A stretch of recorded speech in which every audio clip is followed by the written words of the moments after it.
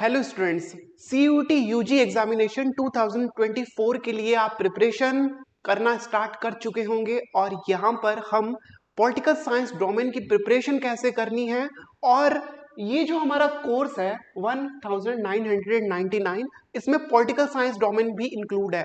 उसमें किस तरह से हम पढ़ाई करेंगे उसको हम यहाँ पर देखने वाले हैं। मैं आपके साथ में पॉलिटिकल साइंस डोमेन के लिए आपके साथ रहूंगा, जिसमें हम पॉलिटिकल साइंस डोमेन की पढ़ाई किस तरह से कम टाइम में ज्यादा से ज्यादा मार्क्स लाने के लिए अच्छे से कर सकते हैं, इसको हम देखने वाले हैं। और अभी जो आप क्लास देख रहे हैं, इस क्लास में हम यहाँ पर सिलेबस को देखते हुए यहाँ पर एक परफेक्ट स्ट्रेटजी की डिस्कशन करेंगे और आपको पढ़ाई किस तरह से करनी है इसके लिए कुछ टिप्स भी इसमें इंक्लूड रहेंगे। एक तरफ आप यहाँ पर बुक्स देख रहे हैं, बुक्स में चैप्टर 1 है, इसे हम एज ए डेमो आज की क्लास में देखने वाले हैं। और जो दूसरा आप यहाँ पर जो स्लाइड देख रहे हैं, इस स्लाइड में हम अपने उन स्लाइड को समझेंगे जहां पर हम डिस्कस कर सकते हैं, चीजें समझ सकते हैं। ओके, तो शुरू करते हैं आज का हमारा ये वीडियो। ओके, तो सबसे पहले तो बच्चों देखो सिलेबस देख लेना चाहिए। कोई भी चीज हमें शुरुआत करनी है, अगर कहीं पर भी अगर हमें पहुंचना है तो हमें सबसे पहले तो सिलेबस के बारे में पता होना चाहिए। और आई होप कि आपको ये बात पता है कि जो सिलेबस है आपका वो NCERT की क्लास 12 की जो ये दो बुक्स हैं, प्यारी प्यारी जो दो बुक्स आपकी पॉलिटिक्स इन इंडिया और कंटेम्प्रेरी वर्ल्ड पॉलिटिक्स, इसके ये जो चैप्टर्स हैं उन पर आने वाला है। अब ये चैप्टर्स हमने हो सकता है कि आपने क्लास 12 में स्कूल बोर्ड में भी पढ़ाई की हो, लेकिन CBSE या फिर स्टेट बोर्ड में आपको आंसर लिखने होते हैं। हाँ, बीच में जो एक एग्जाम हुआ था MCQs टाइप, तो आपको MCQs का आइडिया तो होगा, बट यहाँ पर आप जो क्वेश्चंस देखने वाले हैं वो काफी कॉम्पिटिटिव भी होंगे और आपको ज्यादा से ज्यादा मार्क्स लेकर आने हैं। इसके लिए हम यहाँ पर बहुत ही अच्छे से स्ट्रेटेजिकली देखेंगे कि कहाँ से क्वेश्चंस बनते हैं।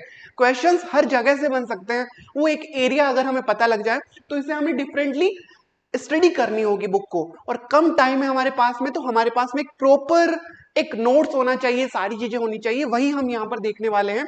तो चैप्टर्स जल्दी से हम देख लेते हैं कि देखो पॉलिटिक्स इन इंडिया में क्या है, challenge to nation building, era of one party dominance हो गया, आपका पॉलिटिक्स ऑफ प्लान डेवलपमेंट हो गया, है ना, India external relations, crisis of democratic order, popular movement, है ना, रीजनल एस्पिरेशन और रिसेंट डेवलपमेंट। ये तो हो गई आपकी पॉलिटिक्स इंडिया की बुक। यहाँ पर आपकी कोल्ड वॉर एरा और ये end of bipolarity, US hegemony, है ना, centre of power, international organisation कैसे काम करते हैं, और एनवायरमेंट और ग्लोबलाइजेशन, ये सारी चीजें आप पढ़ने वाले हैं। अब आपके यहाँ पर कुछ चैप्टर्स CBSE बोर्ड में हट गए होंगे और अब तो NCERT बुक्स में से भी कुछ चैप्टर्स आपके कम हो चुके हैं, लेकिन यहाँ पर जो सिलेबस नया अपडेट हुआ है उसमें फिलहाल के लिए आपके सारे सिलेबस के सारे चैप्टर्स हैं। अगर इनमें कुछ कोई चीज चेंज होती है तो हम इसको आगे अपडेट करेंगे, लेकिन फिलहाल के लिए हम ये मान के चलते हैं। अब यहाँ पर जो पॉलिटिक्स इन इंडिया बुक है, पहले तो हम इसको समझते हैं क्योंकि इसी का आज यहाँ पर डेमो हम करने वाले हैं।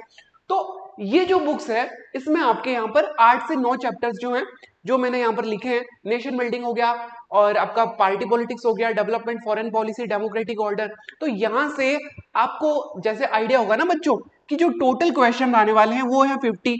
अब 50 है तो दो बुक्स हैं, तो दो बुक्स से कितने हो गए, 25 और 25। ठीक है, अब यहाँ पे आपको 20 क्वेश्चन करने हैं और 20 क्वेश्चन करने हैं, तो टोटल कितने हो गए 40 क्वेश्चन, यानी कि आपको पॉलिटिकल साइंस में 50 क्वेश्चंस में से 40 क्वेश्चंस करने हैं। ओके, और ईच क्वेश्चन कंटेन्स 5 मार्क्स, तो टोटल हो गए आपके 200 मार्क्स। अब हमारा गोल क्या होना चाहिए, हमारा गोल बच्चों ये होना चाहिए कि हमें इस सब्जेक्ट में पूरे में से पूरे मार्क्स आए।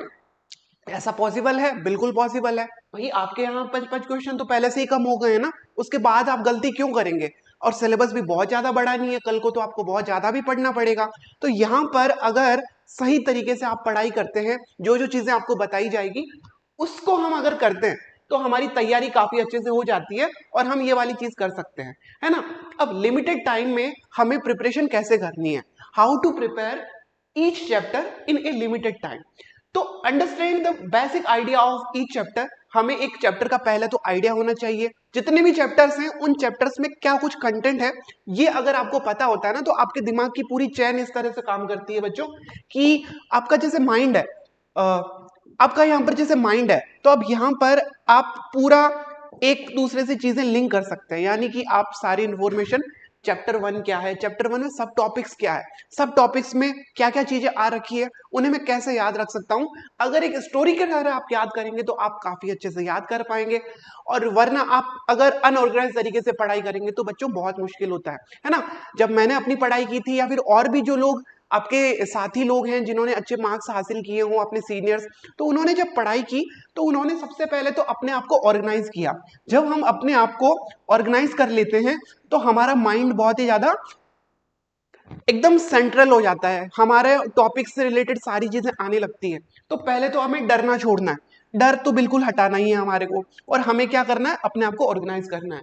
कैसे ऑर्गेनाइज करना है वही हम यहाँ पर देखेंगे। आप आराम से एक एक स्लाइड को आराम से अगर देखेंगे ना बच्चों, तो आपको सारा आइडिया लग जाएगा, है ना। अब देखो यहाँ पर आपके 8 चैप्टर्स हैं जो कि नई बुक्स में से मैंने यहाँ पर लिए हैं। हो सकता है कि आपका यहाँ पर पुराने वाले बुक्स के चैप्टर है वो भी पढ़ने पड़े, तो वो भी हम कवर करेंगे।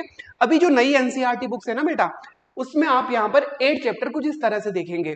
पहला चैप्टर क्या हुआ, पहला चैप्टर हुआ हमारा चैलेंजेस टू नेशन बिल्डिंग।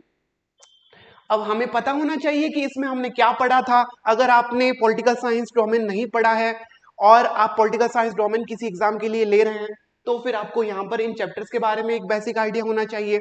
अगर आपने 12th में चीजें पढ़ी है और बहुत अच्छे से आपने नहीं पढ़ी, जैसे तैसे एग्जाम दिया, तो अब अपने आप को इस तरह से इन बॉक्स की तरह अपने माइंड में बॉक्स बना लेने इन चैप्टर्स के। पहला चैप्टर क्या हुआ हमारा, पहला चैप्टर हुआ challenges of nation building. Okay, challenges for the new nation. क्या कुछ बता रखा है इसमें कि इंडिया जब इंडिपेंडेंस मिली तो प्राइम मिनिस्टर स्पीच दे रहे हैं और पार्टीशन हो रहा है कंट्री का, पार्टीशन के साथ प्रिंसली स्टेट हैं उनकी प्रॉब्लम्स है, और जो न्यू स्टेट्स की डिमांड है उनकी प्रॉब्लम्स है। यानी कि हम हमारी कंट्री को एक एज ए नेशन, लोगों का एक डेमोक्रेटिक नेशन बनाने की जो एक चैलेंज को फेस कर रहे थे, उसको यहाँ पर बताया हुआ है ना। आज हम उसका डेमो करने वाले हैं, तो उसमें तो हम और देखेंगे। पहले हम छोटा छोटा यहाँ पर एक ओवरव्यू ले लेते हैं बाकी चीजों का। अब है era of one party dominance. इसमें क्या था, एक ऐसी पार्टी इंडियन नेशनल कांग्रेस जिसने इंडिपेंडेंस में अपनी बहुत ज्यादा भूमिका निभाई थी, वो एक बड़ी पार्टी थी, और उस पार्टी के साथ में नई डेमोक्रेटिक पार्टीज भी एमर्ज होनी थी।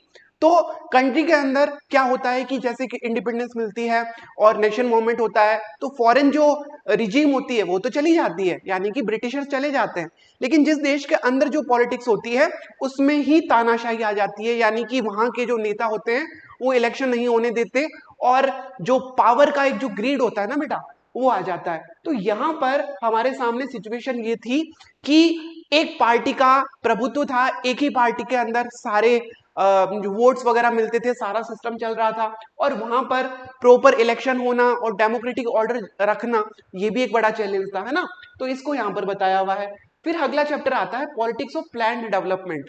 हमारे देश को जब इंडिपेंडेंस मिली तो बहुत ज्यादा पॉवर्टी थी, बहुत कम इंडस्ट्रियलाइजेशन था, और क्या था, हमारे देश में एजुकेशन की कमी थी। बहुत सारे लोग थे जिनको बेसिक नेसेसिटी, हॉस्पिटल, सड़कें, है ना, ये सारी चीजें भी नहीं मिल रही थी। तो इनको किस तरह से हमें आगे बढ़ाना था, और कैसे अलग अलग लोगों को जॉब्स दिए जा सकते थे, और पूरी दुनिया में हमें एक रिच कंट्री या फिर एक हमें समृद्ध जो प्रॉस्परस नेशन होता है वो बनाने का एक चैलेंज था। तो इसमें हम प्लानिंग कमीशन को देखते हैं। प्लानिंग कमीशन के जो प्लान थे, सेंट्रलाइजेशन क्या था, उसके बाद एलपीजी रिफॉर्म आए, उससे क्या चेंजेस आया, है ना, नीति आयोग, इन सारी चीजों को हम यहाँ पर देखने वाले हैं। और फिर आता है हमारा इंडियाज एक्सटर्नल रिलेशन। एक कंट्री, एक देश होता है, उससे क्या करना पड़ता है, दूसरे देशों से भी बात करनी पड़ती है, दूसरे देशों के साथ में संधियां करनी पड़ती है। अगर कोई चैलेंज होता है, युद्ध की स्थिति होती है, तो उससे अपना स्टैंड लेना पड़ता है। और पूरी दुनिया में क्या घट रहा है, पूरी दुनिया में क्या क्या सिचुएशन चल रही है, जैसे कोल्ड वॉर चल रही थी, आप कंटेम्प्रेरी वर्ल्ड पॉलिटिक्स में देखते हैं, तो इंडिया का क्या स्टैंड है। हम हमेशा शांति के अग्रदूत रहे हैं, शांति को चाहा है हमने।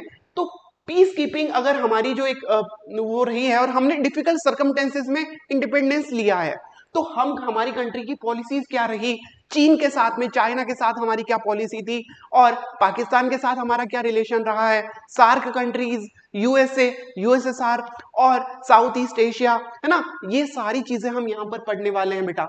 ओके, अब ये हो गए हमारे चैप्टर्स। अब हम बढ़ते हैं आगे कि आगे वाले चैप्टर्स में क्या कुछ आने वाला है। अब बेटा अभी मैं आपको जो चीज बता रहा हूं वो एक कहानी की तरह सिंपल तरीके से बता रहा हूं। अब CUT एग्जाम में कैसे क्वेश्चंस बनने वाले हैं, उन क्वेश्चंस को भी हम यहाँ पर देखने वाले हैं। एक एक चैप्टर को पहले तो हमें इजीली समझ में आना चाहिए। अगर आपने पहले पढ़ा है तो वेल एंड गुड है, लेकिन उसे हम अच्छी तरीके से जो चीज समझते हैं ना, तो उसमें से भी कई बार क्वेश्चन आ जाता है, इवन पैसेज भी आता है, तो उन पैसेज को करने में काफी इजी रहता है। फिफ्थ जो चैप्टर है आपका वो है challenges to and restoration of the Congress system. अब पार्टी पॉलिटिक्स पढ़ रहे हैं हम यहाँ पर कि भाई जो चैलेंजेस यानी कि इलेक्शंस हुए, इलेक्शंस में क्या हुआ कि कांग्रेस ने हार भी देखी और उसके बाद में कांग्रेस ने वापस क्या देखा, अपना वापस सिस्टम बनाया, उस सिस्टम को हम यहाँ पर देखने वाले हैं, है ना। और जो जवाहरलाल नेहरू है वो चले गए, उसके बाद की पॉलिटिक्स किस तरह से रही थी, है ना, सारी चीजें आपको यहाँ पर समझ में आएगी।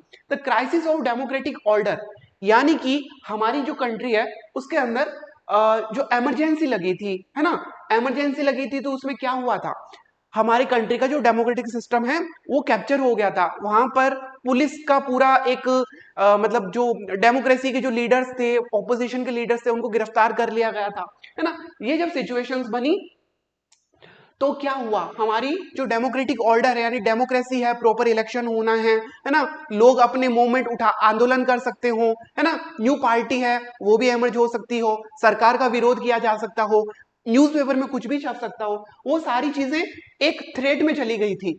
उनको हमें पढ़ना है, उनमें क्या क्या इंसिडेंट घटे, किसने कब क्या किया, कब इमरजेंसी लगी, कौन से आर्टिकल के तहत लगी, ये चीजें अगर इसमें लिखी हुई है हमारी बुक में तो हमें वहां से क्वेश्चन पूछे जा सकते हैं। ओके, अब ये चीजें हो गई। अब यहाँ पर है आपका रीजनल एस्पिरेशन।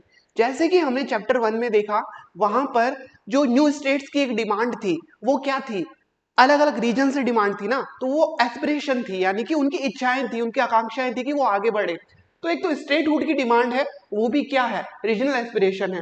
उसके अलावा क्या होता है कि बड़े इंडस्ट्री को लगाया जाता है कहीं पे, तो वहां के लोगों की क्या थिंकिंग है, वहां के लोग जिस तरह से मूवमेंट करते हैं उसको भी हम यहाँ पर देखते हैं। इसके अलावा एक बड़ी पॉलिटिकल पार्टी जो नेशनल, जैसे इंडियन नेशनल कांग्रेस है, वो पॉलिसीज बना रही है, तो उससे कई लोग हो सकता है कि वो खुश ना हो, तो उन्होंने अपनी पॉलिटिकल पार्टीज बनाई। तो अपनी पॉलिटिकल पार्टीज जो हैं वो यहाँ पर आती है। एक तो होता है पॉलिटिकल जो इंटरफेरेंस होता है ना, पॉलिटिकल पार्टीज होती है, और एक होता है सोशल मूवमेंट से। तो यही सारी चीजें आपकी इस बुक में आ रखी है। हम यहाँ पर अगला जो चैप्टर है जो हमारा यहाँ पर लास्ट है, रिसेंट डेवलपमेंट, जिसके अंदर हम 1990s की बात करते हैं और जो रिसेंट और डेवलपमेंट्स हुए हैं, है ना, चाहे वो 370 हटने के बाद जम्मू कश्मीर की सिचुएशन हो, और भी बहुत सारी चीजें हैं, उनको हमने यहाँ पर कवर कर लेना है। तो इस तरह से हमारी बुक के चैप्टर्स में क्या कुछ पढ़ने वाले हैं, इसका आपको मैंने बहुत ही इजीली बिना किसी ज्यादा फैक्ट के सिंपल आपको चीजें समझाई है। तो यहाँ पर आपको ये आइडिया तो लग गया होगा कि अब हमें इसमें पढ़ना क्या है। अब जो भी चीज है, कोई भी चीज हो, हमें क्या करना है, हमें तो ज्यादा से ज्यादा मार्क्स लेकर आने हैं, और ज्यादा से ज्यादा बच्चों मार्क्स उसी के आएंगे जो इन बुक्स को सही तरीके से पढ़ेगा। अगर आपका तरीका सही है तो आप मैक्सिमम मार्क्स लेकर आ सकते हैं। ये बुक्स हमें क्यों दी जा रही है, क्यों पढ़ाया जा रही है, सारी चीजों को इसलिए पढ़ाया जाता है क्योंकि हम यहाँ पर ज्यादा से ज्यादा नॉलेज ले सके। जो इसका एक गोल है इन बुक्स को पढ़ने का कि इंडिया की पॉलिटिक्स के बारे में आपको समझ हो, आपकी सेंस हो। तो शॉर्टकट कभी सफलता का नहीं होता बच्चों, है ना। तो आपको यहाँ पर पहले जाना होगा स्टोरी से और इंपॉर्टेंट टॉपिक से। फॉर एग्जाम्पल आपके सामने ये जो बुक है, इस बुक में क्या दिख रहा है आपको, चैलेंजेस ऑफ न्यू नेशन, फिर 3 चैलेंजेस क्या हैं, यहाँ जो जो फैक्ट्स आ रहे हैं ना आपके, उन्हीं में से क्वेश्चंस पूछे जा रहे हैं, है ना। ये छोटे छोटे जो यहाँ पर चित्र बने हुए हैं, ये भी यानी कि आप जैसे आपने जो पजल्स की होगी ना छोटी छोटी किताबों में, जब छोटे छोटे बच्चे थे आप, तो वो एक किताबें आती थी, उनमें आप पजल अंतर बताओ, तो अपने दिमाग को आप क्या करते थे, पूरा उसमें डेडिकेटेड कर लेते थे। सेम वैसे ही इस बुक के अंदर छोटी छोटी इंफॉर्मेशन जहां जहां लिखी है उसको, जैसे कि यहाँ देखो, Mohammad Ali Jinnah presidential address to constituent assembly, तो इन्होंने क्या कहा, इसका मीनिंग क्या है, ये सारी चीजें हमारे दिमाग में होनी चाहिए, ताकि यहां पर कोई स्टेटमेंट के क्वेश्चन आ गए, असर्शन रीजन के क्वेश्चन आ गए, तो आपका दिमाग इतना ज्यादा, अंडरस्टैंडिंग लेवल इतनी अच्छी हो कि आप इनका आंसर दे सके। ओके, अब यहां पर देखो, ये है, ये कौन है, इनका क्या नाम है, अमृता प्रीतम है ना, अमृता प्रीतम, और ये कहां से बिलोंग करती हैं, और ये कि कौन सा अवार्ड मिला इनको, ये छोटी छोटी चीजें लिखी हुई है जो मैंने अभी अब तक का एनालिसिस किया है। तो ज्यादातर क्वेश्चन फैक्चुअल आ रहे हैं, तो फैक्चुअल क्वेश्चन आते हैं तो आपको रट्टा मारना इतना ईजी नहीं होता जितना आप स्टोरी के रूप में याद करें, है ना। फिर पार्टीशन की बात आती है, एक एक पॉइंट को आप अगर स्टोरी की तरह आउटलाइन और इंपॉर्टेंट टॉपिक्स को आप अगर लिखते जाएं बेटा, तो आप यहाँ पर प्रिपरेशन बहुत इजीली कर पाएंगे। फिर आता है हमारा detailed study of chapter. Chapter का एक थोरो अंडरस्टैंडिंग होना चाहिए, और साथ में जैसे हम यहाँ पर जब करेंगे तो यहाँ भी छोटे छोटे नोट्स बनाएंगे हर चीज के। तो नोट्स बनाने से हमें क्या मिलेगा, हमें एक कॉन्फिडेंस मिलेगा कि हाँ क्वेश्चन इस तरह के भी पूछे जा सकते हैं। ओके, अब यहाँ पर हम ये जो पहला चैप्टर है, इसी चैप्टर के कुछ क्वेश्चंस को देखते हैं। इस एक चैप्टर को मैं यहाँ पर इसलिए बता रहा हूं ताकि आपको एक आइडिया रहे कि इस तरह से हम और भी पढ़ाई अच्छे से कर सकते हैं। ओके, कोई भी एग्जाम, कोई भी आपका वीडियोस, कोर्स, यूट्यूब चैनल्स या फिर आप कोई टेस्ट तब तक आपको सक्सेस नहीं कर सकता जब तक कि आपकी अप्रोच सही ना हो। ओके, तो यहां पर अब हम पहले क्वेश्चन पर चलते हैं। क्या कहता है पहला हमारा question?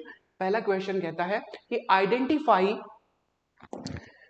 3 main challenges faced by independence by India after independence by India achieving। तो यहां पर आपके सामने ये चारों आपके सामने ऑप्शन है, पांचों ऑप्शन है, इनमें से 3 है। अब क्या लिखा है यहां से हम कैसे इसको देखेंगे, हम हमारी बुक को भी साथ रख लेते हैं। तो हमारी बुक में यहाँ पर 3 चैलेंजेस लिखा है। तो 3 चैलेंजेस में फर्स्ट चैलेंजेस इमीडिएट चेंज, ये सब आपने जब पढ़ाई की है, अगर आपने शॉर्ट नोट मेकिंग की होती तो आपको ये आंसर आ जाता। एक बार जल्दी से हम पढ़ लेते हैं। 3 चैलेंजेस बताने हैं। तो यहाँ पर achieving integration of territory of India post partition of the country given diverse in our society, focusing development of North East state, developing democratic practices in accordance to constitution, promoting marine life of southern region, establishing the principle of equality and special protection to social disadvantaged group and religious and cultural minority। अब यहां पर अगर आप देखेंगे तो यहां पर देखो लिखा है द फर्स्ट चैलेंज। यहां पर फर्स्ट चैलेंज क्या लिखा हुआ, immediate to shape a nation united. Okay, तो यहां पर कहीं पर यूनाइटेड इंटीग्रेटेड कुछ लिखा है क्या? तो यहां पर हमारा पहला ऑप्शन है अचीविंग इंटीग्रेशन ऑफ टेरिटरी, है ना। यहां पर आप देखोगे कि डाइवर्सिटी ऑफ सोसाइटी, ये सारी लाइन लिखी हुई है, तो ये तो हमारा हो गया सही। ओके, अब हम यहां पर हमारा ये तो हो गया सही, ठीक है।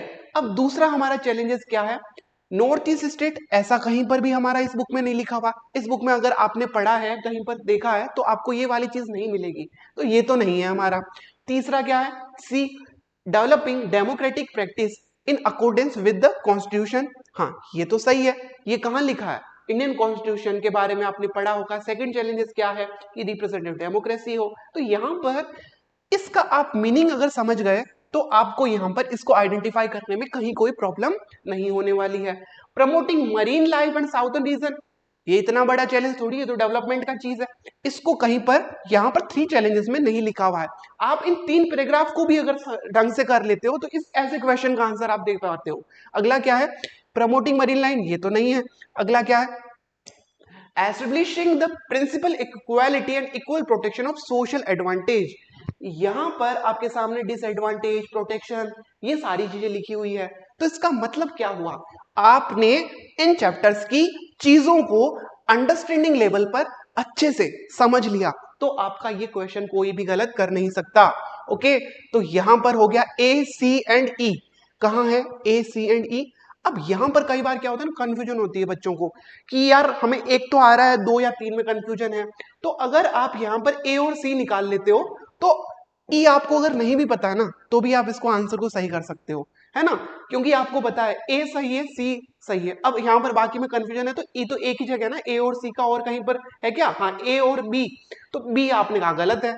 अगर ये पता लग जाए बी गलत है और उसके अलावा आपकी कहीं कंफ्यूजन हो, तो आप उसको क्या कर सकते हो बेटा, सॉल्व कर सकते हो। ओके, आई होप ये चीज आपकी क्लियर हुई होगी। एक और प्रीवियस क्वेश्चन पेपर देखते हैं, ठीक है। ये जो क्वेश्चन देखा है हमने, ये सैंपल पेपर में आया था, यानी कि एनटीए ने जब एग्जाम लेना शुरू किया था तो एक सैंपल पेपर रिलीज किया था 2022 में, जब एग्जाम शुरू हुए नहीं थे, तो उस समय ये क्वेश्चन दिया हुआ था, इससे बच्चों को एक आइडिया मिले। ओके, अब यहां पर हम देखते हैं कि अगला क्वेश्चन क्या कहता है, consider the following statement about B R Ambedkar and choose the correct answer. Okay, तो यहां पर आपका जो ये क्वेश्चन है वो बी आर अम्बेडकर के हिंदू कोड बिल और इससे रिलेटेड दे रखा है, तो ये आपका इस चैप्टर से नहीं है, तो हम एक बार आगे बढ़ लेते हैं।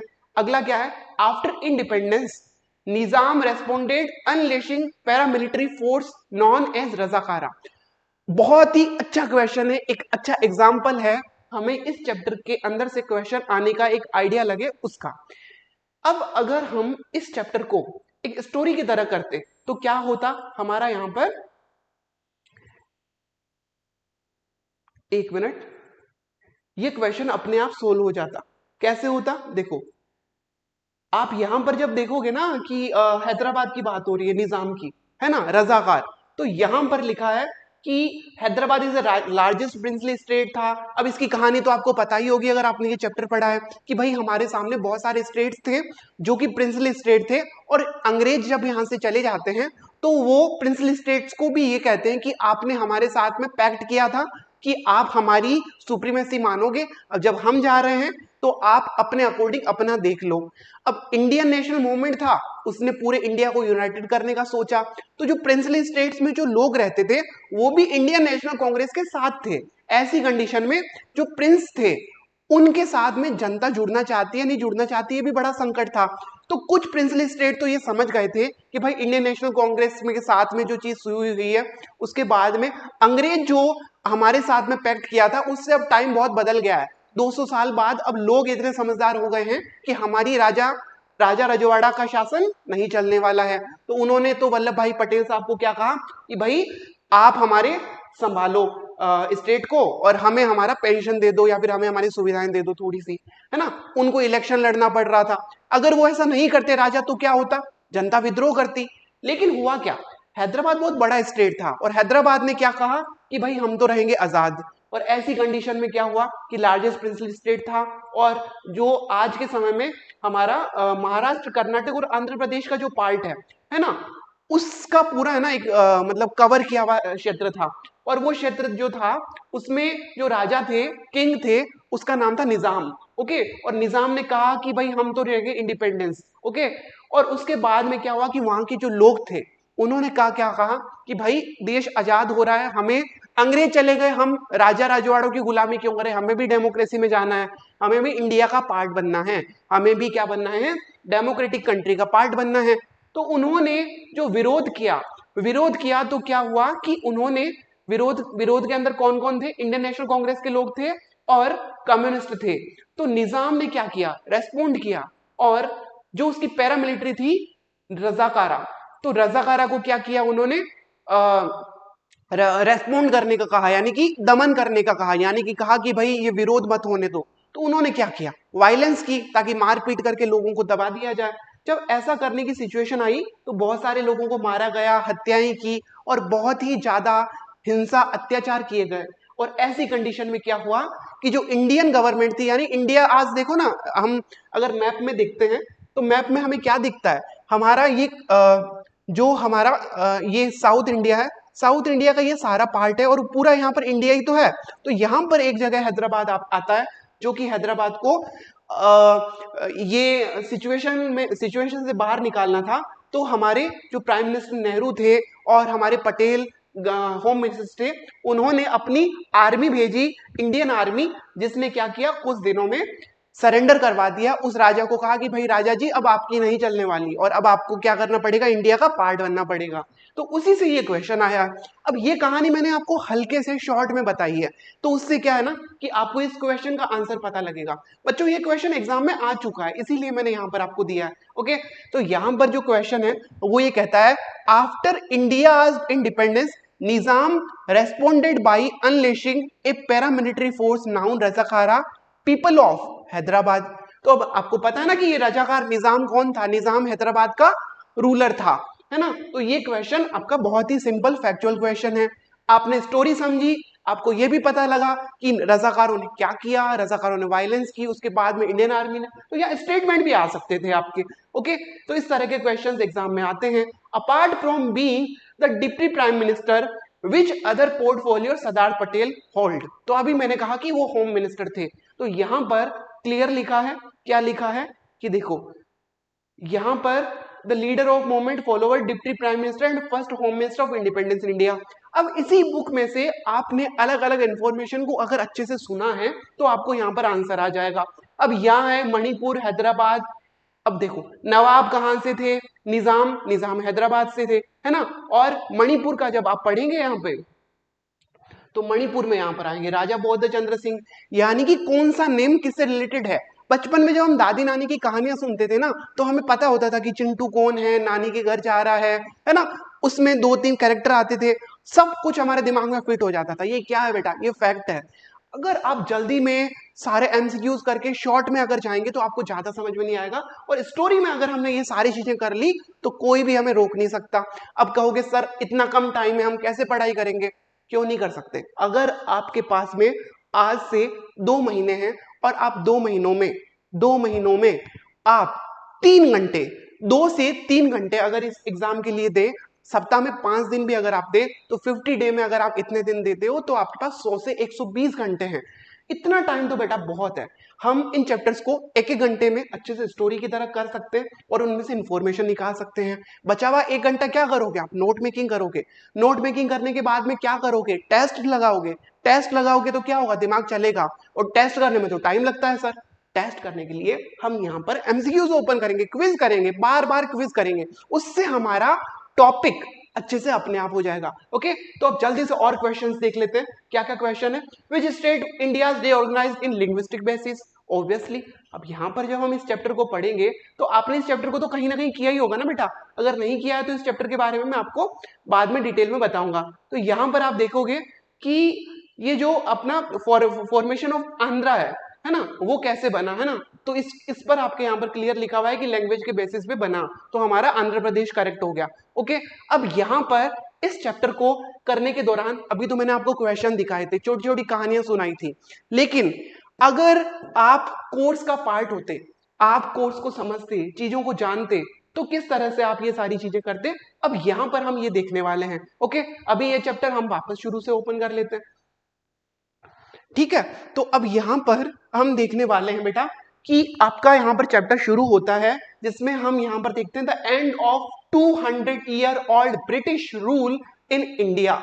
ये न्यूज छपती है न्यूज़पेपर में, और ये न्यूज है उस समय की जब हमारा कंट्री क्या हुआ था, इंडिपेंड हुआ था। कब हुआ था, 14 एंड 15 ऑफ अगस्त 1947। उस समय ये न्यूज छपती है, 200 साल पुराना। क्या सिचुएशन थी, आइडिया लगाओ। हिस्ट्री की बुक ने आपने 10 तक पढ़ा होगा, 11th में भी अगर आपकी हिस्ट्री रही है तो आपने सारी कुछ इंफॉर्मेशन पढ़ी होगी। हम लोगों ने स्ट्रगल किया, ब्रिटिशर्स हमारी कंट्री में आए तो उन्होंने हमारा एक्सप्लोटेशन किया, इसके बारे में लोगों को पता चला। जो फार्मर्स थे, फार्मर कम्युनिटी के अपने पीड़ाएं थी, अपने दुख दर्द थे। ट्रेडर्स कम्युनिटी थी, उनका बिजनेस अच्छे से नहीं हो सकता था, और यहाँ पर हमारी कंट्री में हमारा एक्सप्लोटेशन होने की वजह से, लोगों की हैप्पीनेस नहीं होने की वजह से, और कोई दूसरी जगह से आकर हमारे ऊपर शासन करे तो हमारे स्वराज के अधिकार को हमसे छीना जाता है। तो उसी की हमारी जो एक आकांक्षा थी, उम्मीद थी, उसमें हम गांधी जी को भी देखते हैं, नेहरू जी को भी देखते हैं, अंबेडकर को, सुभाष चंद्र बोस, है ना, और भी बहुत सारे लोग, भगत सिंह, है ना, और जितने भी जैसे तिलक, लाला लाजपत राय, जितने भी लोग थे, उन सब ने अपना स्ट्रगल किया। और स्ट्रगल करने के बाद में क्या हुआ, हमारी जो कंट्री है वो एक दिन इंडिपेंडेंस हुई। इंडिपेंडेंस जब हो रही थी तो अब हमारी कंट्री आगे बढ़नी थी। आज जो हम जिस कंट्री में जी रहे हैं उसको बनाने के लिए सपने देखे गए। कब देखे गए, सपने देखे गए नेशनल मूवमेंट्स में, चाहे वो भारत छोड़ो मूवमेंट हो, सविनय अवज्ञा आंदोलन हो, Indian national army Subhash Chandra Bose ने, उन्होंने भी कुछ ड्रीम्स देखे थे, और भी बहुत सारे रिपोर्ट्स थी, है ना। अंबेडकर थे, उन्होंने भी कुछ ऐसे एक देश की कल्पना की जहां पर एक नीचा समझे जाने वाली समाज को ऊपर उठाया जा सके, डेमोक्रेसी हो, रैशनल थॉट हो, साइंटिफिक इनोवेशन हो, ऐसी कंट्री को बनाया जाने का एक ड्रीम देखा गया। और उसी ड्रीम को हमें इंडिपेंडेंस के बाद में आजाद करना था। वहां पर हमारे सामने 2 कैरेक्टर और आते हैं, जिसमें हम देखते हैं कि एक है हमारे मोहम्मद अली जिन्ना और एक अब्दुल गफ्फार खान। ठीक है, ये आते हैं आज के पाकिस्तान के क्षेत्र से। तो इन 2 लोगों में से एक जो जिन्ना थे, वो चाहते थे कि एक कंट्री है वो क्या बने, वो मुस्लिमों की एक अलग कंट्री बने, दोनों लोग एक साथ नहीं रह सकते। ऐसा उन्हें क्यों लगता था, क्योंकि आप हिस्टोरिकली अगर देखते हैं बेटा, तो आज अंग्रेजों के शासन से पहले किन का शासन था? मुगलों का शासन था। और उस समय मुगल साम्राज्य हुआ करते थे। जब ब्रिटिशर्स आए तो ब्रिटिशर्स ने क्या किया, अपने हाथ में सारा जो शासन है वो ले लिया। फिर हमने देखा कि हम डेमोक्रेसी की तरफ बढ़ रहे थे, तो हिंदू ज्यादा थे, मुस्लिम कम थे। तो वहां पर जिन्ना जैसे लोगों के अंदर एक सत्ता की चाह जागी होगी, उस वजह से उन्होंने चाहा कि भाई मुगल पहले थे तो हमारा शासन होना चाहिए, और डेमोक्रेसी में हमारा शासन पॉसिबल नहीं है, तो क्यों ना हम हमारा एक अलग कंट्री बना दें। लेकिन जो पूरी इंडिया के अंदर अलग अलग जगह हिंदू और अलग अलग जगह मुस्लिम थे, मूल रूप से लाहौर, और यहाँ पर आपके बुक्स में ये सारी चीजें लिखी हुई है, मैं यहाँ पर स्टोरी के रूप में आपको बता रहा हूँ, है ना। तो वो जो चीज थी, वहां पर अलग अलग लोग थे, जो वो जिन्ना का एक सोच थी। गांधी जी उसके अगेंस्ट थे, नेहरू जी जो प्राइम मिनिस्टर थे वो भी गांधी जी के साथ थे, सब लोग थे। लेकिन सिचुएशन ऐसी बनी कि वहां पर दंगे हुए, चीजें हुई, और हमारी कंट्री का जो एक पार्टीशन है वो हुआ था, है ना। तो वो पार्टीशन ने बहुत ज्यादा चैलेंजेस रेज किए। उसके अलावा जो प्रिंसली स्टेट थे, हमने देखा प्रिंसली स्टेट्स भी आसानी से मान नहीं रहे थे, तो एक कंट्री को यूनाइटेड बनाना। आज जो हम कंट्री देख रहे हैं, हमारे इतने 28 स्टेट्स हो गए और यूनियन टेरिटरीज हो गई, कैसे स्टेबल हैं, ये कहानी इतनी आसान नहीं थी। इसी को यहाँ पर चैप्टर में बताया हुआ है। और यहाँ the second challenges was to establish, है ना, तो यहाँ पर मैंने शॉर्ट में लिखा है इसी बुक के चैप्टर्स को। अब यहाँ पर एक एक इन्फॉर्मेशन को हम इस तरह से करने वाले हैं। जब हमारी क्लासेस शुरू होगी, एक इंट्रोडक्टरी है जिसमें देखो मैंने सारी चीजें आपको समझाई है। तो 1 घंटे में यहाँ पर सारी चीजें समझाना पॉसिबल नहीं है, लेकिन अपने आप को ट्रेन करना है अगर आपको, तो यहाँ पर आपको इसी तरह से चीजों को समझना पड़ेगा, है ना। तो first challenge to integrate the, एक नेशन को यूनाइटेड बनाना है, डाइवर्सिटी और ये बचाना है, लैंग्वेज कल्चर को बचाना है। ये चीजें कहाँ मिलेगी? जैसे जैसे हम इस चैप्टर के अंदर डीपली जाएंगे वैसे वैसे हमें ये चीजें पता लगेगी। फिर हम देखते हैं कि सेकंड चैलेंज है डेमोक्रेसी, यानी कि रेगुलर वोट हो, कौन करेगा शासन, कौन करेगा रूल। नेहरू जी आ गए, नेहरू जी प्राइम मिनिस्टर हैं, लेकिन किसने बनाया उनको? पब्लिक ने बनाया। पब्लिक उनको वोट देगी, वापस बनाएगी। अगर नेहरू जी नहीं रहे, उसके बाद में शासन कौन करेगा? तो एक रूल होना चाहिए। रूल क्या होना चाहिए? नियम होना चाहिए। तो वो है हमारा कॉन्स्टिट्यूशन। उसमें लिबर्टी, इक्वलिटी और जस्टिस की बात की गई है कि सबको आजादी मिले, सबको जीने का अधिकार मिले, और सब लोग अपनी लाइफ को अच्छे से जी सके। ये सारी चीजें हमने डाली अपने कॉन्स्टिट्यूशन में। तो कॉन्स्टिट्यूशन और कॉन्स्टिट्यूशनलिज्म दोनों अलग है। कॉन्स्टिट्यूशन बनने के बाद उनको व्यवहार में लाना भी बहुत ज्यादा जरूरी है, ये हम यहाँ पर देखते हैं। अगला यहाँ पर है टू एंश्योर डेवलपमेंट। हमारी कंट्री में इतनी सारी प्रॉब्लम थी, जैसे मैंने बताया, उसी को यहाँ पर बता रखा है। आप जब जैसे ही आगे जाओगे, फर्स्ट सेकंड थर्ड प्रॉब्लम, जो चीजें यहाँ लिखी हुई है ना बेटा, हम एक एक चीजों को अभी यहाँ पर नहीं पढ़ सकते क्योंकि एक डेमो क्लास है, लेकिन ये सारी चीजें अगर आप कर लेते हैं तो कहीं पर भी आपको प्रॉब्लम नहीं आएगी। जैसे अब यहाँ पर देखो, तो आपका डेवलपमेंट से रिलेटेड क्या है? Social and justice issue, welfare, है ना, ये सारी चीजें आ गई। तो फर्स्ट चैप्टर है वो इस पहले चैलेंजेस के बारे में है, जिसमें आप पार्टीशन को देखेंगे। मैंने कहा ना, चैप्टर को आप ऑर्गेनाइज कर लो। अगर आप इस चैप्टर को बेटा देखोगे तो यहां पर आपको समझ में आएगा कि यहाँ पर पार्टीशन की बात क्या रखी है। पार्टीशन की बात के बाद में यहाँ पर पार्टीशन की सिचुएशन बता रखी है, क्या कुछ नहीं हुआ। पार्टीशन का जैसे ही घोषणा हुई तो लोगों में डर मचा, कई लोग पाकिस्तान की तरफ मजबूरी में जाने लगे, और किसी को गांव से निकाला गया, अपनी जान बचाने के लिए लोग जाने लगे। क्यों? क्योंकि अगर जिन्ना के अंदर ऐसी चाह उत्पन्न हो रही है, तो आस पड़ोस में रहने वाले जहां पर मुस्लिम ज्यादा रह रहे हो और वो पाकिस्तान बनने की स्थिति बन रही हो, तो वहां से, उन जगह से जो माइनॉरिटी है हिंदू, उनको निकाला गया। और सेम ऐसे ही रिएक्शन में, ऐसी स्थिति में जो हिंदू कम्युनिटी के लोग जहां रहते हो, वो चाह रहे थे कि अगर पाकिस्तान अलग बन रहा हो तो सारे के सारे मुस्लिमों को निकालो। तो जो नहीं जाना चाह रहे थे उन्हें भी निकालने की जबरन कोशिश की गई। तो क्या स्थिति बनी? दंगे हुए, लोगों को मारा गया। एक जगह जब हत्याएं हुई तो दूसरी जगह भी हत्याएं होने लगी। और ऐसी स्थिति में आप कुछ ऐसे ट्रेन के नजारे देखे होंगे जहां पर मानव इतिहास की, ह्यूमन हिस्ट्री की मोस्ट जो एक कहते हैं ना कि मतलब जो चैलेंजिंग सिचुएशन बनी, उसमें आप एक धर्म के नाम पर लोगों का माइग्रेशन हुआ, और इतने सारे लोगों के माइग्रेशन के बाद में एक अलग कंट्री बनी, जो कि बहुत बड़ा चैलेंजेस था, जो कि लॉ एंड ऑर्डर के लिए था। तो एक चैलेंजेस था, एक कंट्री बनाना चाह रहे हैं लेकिन ऐसी सिचुएशन बन रही थी, तो ये बहुत बड़ी परेशानी थी। दूसरी परेशानी यहां से शुरू होती है कि भाई अब प्रिंसली स्टेट्स को कौन बनाए? प्रिंसली स्टेट्स को जब हम देखते हैं तो यहाँ पर ये येलो कलर में जो हमें दिख रहा है वो ब्रिटिश इंडिया है, और ये जो ब्लू कलर में है यहाँ पर राजा महाराजा होते थे, जो कि अंग्रेजों के सामने तो हाथ जोड़ चुके थे कि भाई आप हो आप शासन करो। जब अंग्रेज जा रहे थे तो वो कह रहे थे भाई हम भी अब पहलवान हैं, लेकिन जनता इंडिया भारत के साथ थी, वो आजादी डेमोक्रेसी के साथ थी। ऐसी कंडीशन में हम हैदराबाद की सिचुएशन देखते हैं और मणिपुर की और भी बहुत सारी सिचुएशन है ना। यहाँ पर आप जम्मू कश्मीर को देखोगे, ये सारी चीजें हम यहाँ पर पढ़ने वाले हैं। किस तरह के क्वेश्चन बन सकते हैं, हर चीज को हम यहाँ पर देख सकते हैं। ओके, जो जो जो क्वेश्चंस बन सकते हैं उनके हम एमसीक्यूज की लिस्ट तैयार करेंगे। और फॉर एग्जांपल इस अकेले चैप्टर्स के अंदर से 200 से 300 क्वेश्चंस आपके सामने होंगे जो कि मोस्ट इंपोर्टेंट होंगे।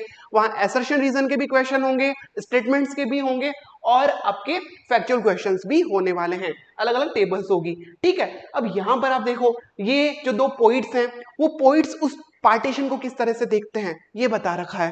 फिर हम यहाँ पर देखते हैं कि लॉ एंड ऑर्डर की सिचुएशन खराब हुई थी, यहाँ पर गांधी जी किस तरह से बांग्लादेश में एक जगह पे जाके लोगों को समझा रहे हैं, है ना।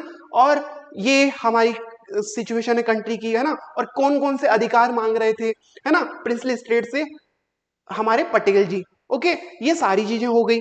अब आगे बढ़ते हैं, रीऑर्गेनाइजेशन ऑफ स्टेट, जिसमें हमने देखा कि भाई जब हमारे देश को एक ड्रीम देखा गया कि भाई देश आगे बढ़ेगा, तो वहां अंग्रेजों के टाइम में क्या था, वो तो प्रिंसली स्टेट को प्रिंसली स्टेट कर दिया था, लेकिन डाइवर्सिटी को स्टेबलाइज करने के लिए छोटे छोटे स्टेट्स होने चाहिए। जैसे यूएसए के अंदर 50 स्टेट्स हैं, है ना, और वो अलग अलग अपनी डाइवर्सिटी को रिप्रेजेंट करते हैं। तो हमारी कंट्री में भी ये था, अलग अलग लैंग्वेज बोली जाती है, तो भाषा के आधार पर अलग अलग स्टेट्स बनेंगे, ऐसा कांग्रेस के एक अधिवेशन में कहा गया था।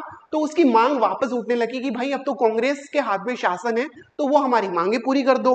लेकिन हमने जब पार्टीशन की इतनी परेशानियां देखी है, प्रिंसली स्टेट्स की इतनी परेशानियां देखी है, तो कैसे हम ये सारी चीजें इतनी जल्दी से कर दें, ये चीज नहीं हो रही थी। तो पोटी श्री रामुलु एक कांग्रेस के नेता थे, उन्होंने मद्रास में अपना एक आंध्र प्रदेश, जो कि तेलुगु लैंग्वेज वाले थे, उन्होंने शुरू किया था।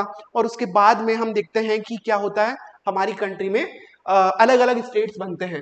तो पूरा चैप्टर बच्चों इसी के बारे में है। अब यहां से जो क्वेश्चंस बनते हैं उनको हम 200 से 300 एमसीक्यूज में अच्छे से कर लेंगे, तो हमारे को ये चैप्टर वापस कहीं पर भी कोई परेशानी नहीं देने वाला है।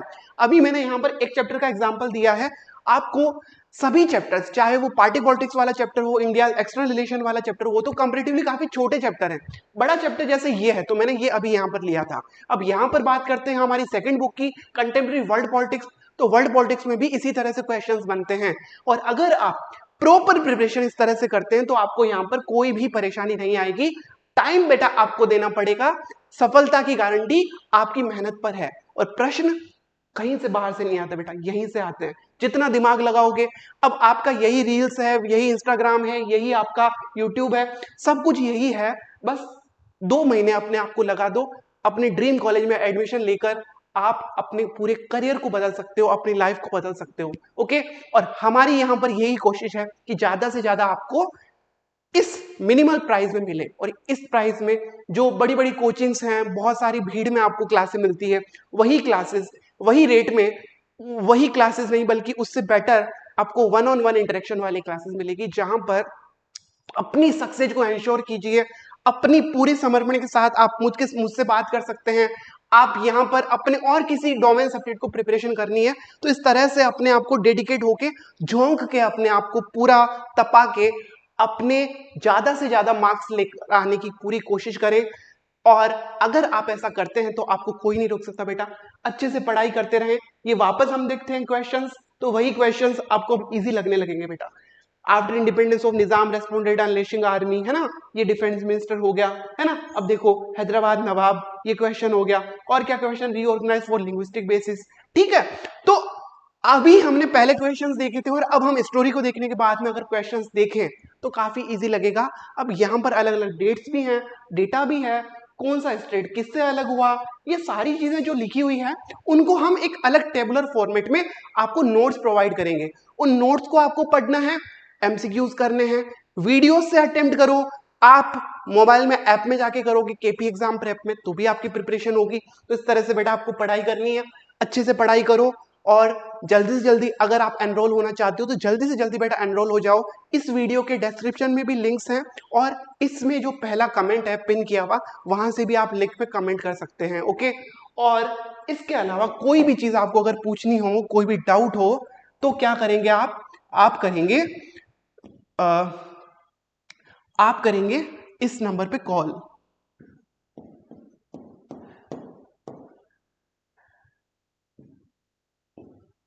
ओके, तो इस नंबर पे आप कॉल करेंगे तो आपसे यहाँ पर जो काउंसलिंग टीम है वो आपसे बात करेगी। कोई भी डाउट हो, कोई भी कंफ्यूजन हो तो आप यहाँ पर पूछ सकते हैं। आपकी कोई भी कंफ्यूजन हो वो दूर होगी। अच्छे से अपनी प्रिपरेशन करें। All the best, best wishes to you. Thank you very much.